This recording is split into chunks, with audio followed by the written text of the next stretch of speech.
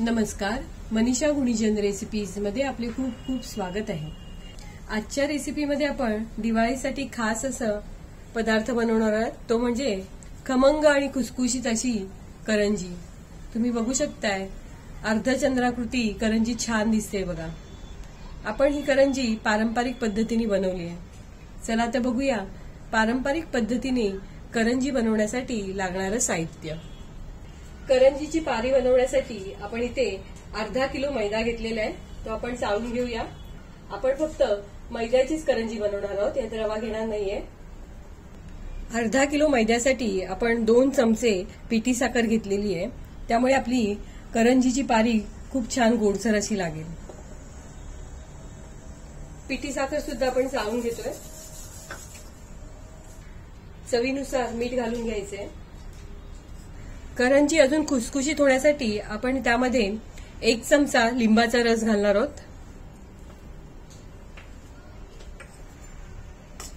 सर्व चांगलं एकजीव करून घेऊया।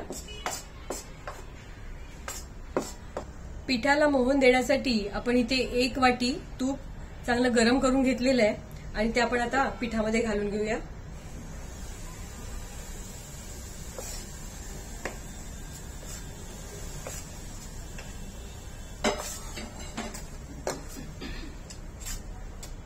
तूप पिठामध्ये चांगलं मिक्स करून घ्यायचंय। थोडं थंड झाल्यावर हातानेच तूप चांगलं पिठाला चोळून घ्यायचे। मैदा आणि तूप आपण चांगलं चोळून घेतलेलं आहे। आता थंड पाणी घालत घालत पीठ चांगलं मळून घ्यायचंय।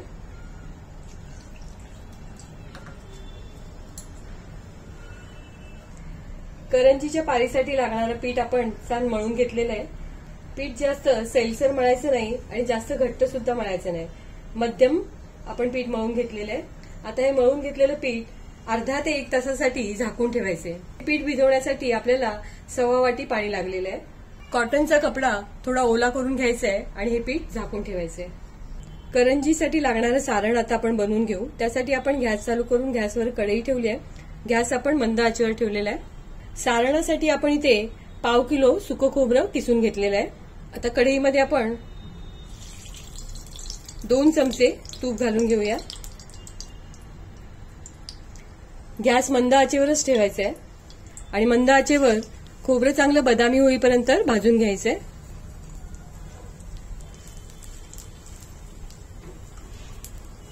सुकं खोबरं तुपावरती हलक्या बदामी रंगावर छान भाजलं गेलेलं आहे। आता आपण खोबरं काढून घेऊया। सुकं खोबरं काढून घेतल्यानंतर त्याच कढईमध्ये परत 2 चमचे आपण तूप घालून घेऊया आणि तुपामध्ये 2.5 वाट्या बारीक रवा आपण भाजून घेऊया।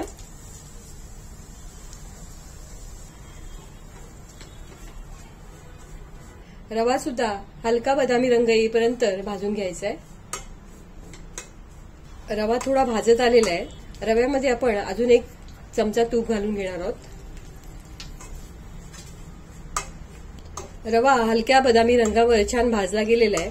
आता भाजून घेतलेला रवा आपण काढून घेऊया। आता कढईमध्ये 1 चमचा तूप घालून घ्यायचंय। तुपामध्ये 2 चमचे कुटून घेतलेली खसखस घालायची आहे।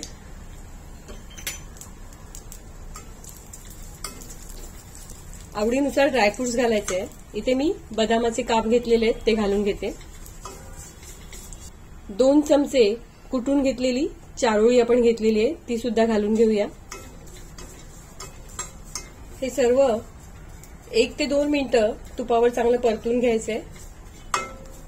खसखस, चारोळी आणि बदाम 2 मिनिटं चांगलं परतलं गेलेलं आहे। आता आपण गॅस बंद करूया।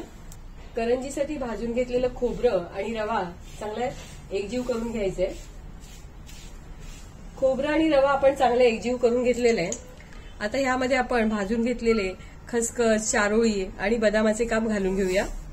आपण इथे 2.5 वाटी पिठी साखर घेतलेली आहे, ती आपण घालून घेऊया। साखर तुम्ही तुमच्या गोडीनुसार कमी जास्त करू शकता। 1 चमचा वेलची पूड घेतलेली आहे।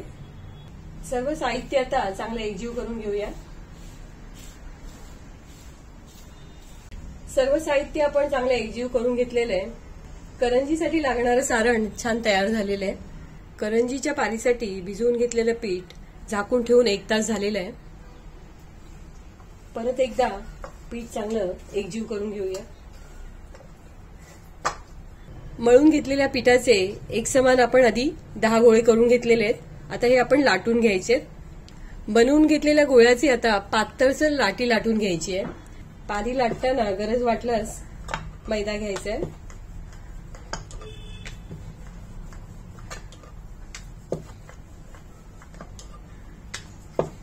अशा प्रकारे पातळसर पारी लाटून घ्यायची आहे.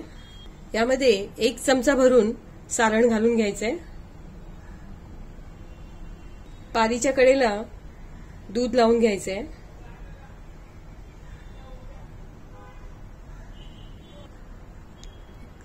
पारी दुमडून घ्यायची आहे. सर्व बाजूनी करंजीच्या कडा व्यवस्थित दाबून घ्यायच्या आहेत. कातणीच्या साहाय्याने करंजी कापून घ्यायची आहे.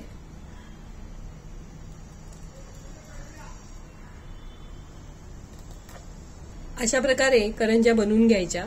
तुम्ही जर एकट्याच बनवत असाल ते 10 करंज्या बनवून घेऊन त्या तळून घ्यायच्या. आता अशाच प्रकारे आपण करंज्या बनवून घेऊया आणि तळून घेऊया. 10 करंज्या आपण बनवून घेतलेल्या आहेत. आता ह्या बनवून घेतलेल्या करंज्या आपण तळून घेऊया. करंजी तळण्यासाठी आपण गॅस चालू करून गॅसवर कढईत तेल गरम करून घेतलेलं आहे. तेल गरम झाल्यावर गॅस मंद ठेवायचा आहे आणि मंद आचेवरच करंज्या तळून घ्यायच्या.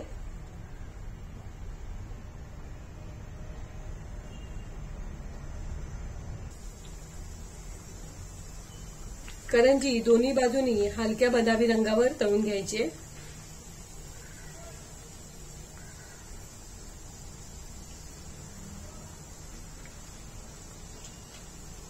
तुम्ही बघू शकताय करंजीवर हलका बदामी रंग येऊ लागलाय.